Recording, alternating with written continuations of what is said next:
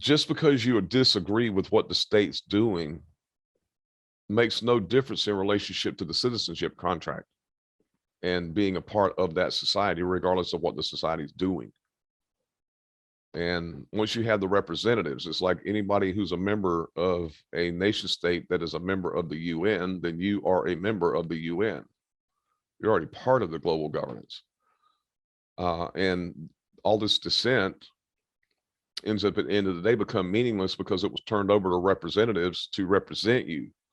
And in the law of nations, it's called murmuring and sedition. He says, I'm very far from licensing a few malcontents to give a disturbance to their governors through murmuring and sedition. Only the majority have to check those at the helm. And checking them at the helm means you reform the government. It doesn't mean that you just complain about it, because that doesn't accomplish anything. If you go back and look at UN Resolution 2625, the United States claims that they attained sovereignty as a state from the moment they declared it. That's in case law. But declarations don't mean anything. I can declare I'm going to build a franchise bigger than McDonald's. If I don't do it, then the declaration is worthless. And so the way it was written in the UN Resolution 2625 is the establishment of a sovereign and independent state. So what does establishing mean?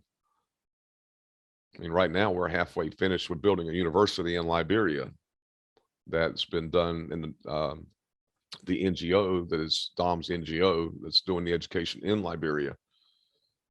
I don't know where they're at with the natal center they're building in Haiti, but I think even last time we talked, or I was on here, was just finalizing the paperwork to set up the NGO in Philippines, which Dr. Painter started, and had, you know, where we have a liaison there. I've appointed 4 different liaisons, one in Philippines, Honduras, Liberia, and Uganda, because I think we still have, I think Uganda's still on lockdown. We got like 3 containers of aid sitting over there that they won't unload yet, or they won't like break the seal and let them go where they're supposed to go.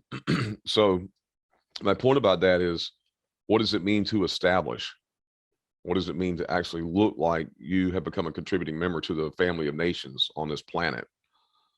And this is where I think that people lose it when they want to talk about, you know, the sovereign individual, and that they have a government that's supposed to protect them. And like, yeah, according to the law of nations, it's supposed to protect you, but it says if they don't, you have a right to get out unless you can get them to change. And I think after 240 years of war, they're not going to change. If you're enjoying the content on this channel, don't forget to subscribe, like, and hit that bell icon so that you don't miss any future updates. We live in a world now where propaganda and censorship are the rule of the day. YouTube presentations, Facebook presentations, or any other presentation will not have completed information. If you'd like to see a complete interview, plus more content like this, then please subscribe to my Patreon, David Williams Unleashed, and then check out our membership site, Get Out of the System, because you can't get out of this system until you get the system out of you. Thanks for watching.